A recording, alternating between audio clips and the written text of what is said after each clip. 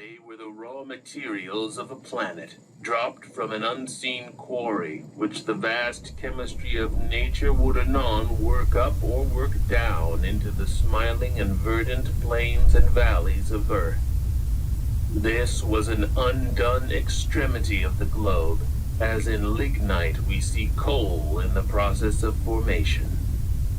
At length I entered within the skirts of the cloud, which seemed forever drifting over the summit, and yet would never be gone, but was generated out of that pure air as fast as it flowed away, and when, a quarter of a mile farther, I reached the summit of the ridge, which those who have seen in clear weather say is about 5 miles long, and contains 1,000 acres of tableland, I was deep within the hostile ranks of clouds, and all objects were obscured by them.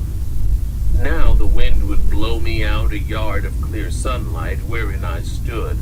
Then a gray dawning light was all it could accomplish, the cloud line ever rising and falling with the wind's intensity.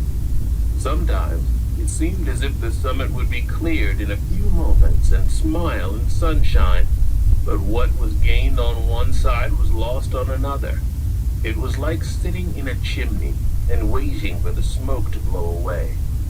It was, in fact, a cloud factory. These were the cloud works, and the wind turned them off, done from the cool, bare rocks. Occasionally, when the windy columns broke into me, I caught sight of a dark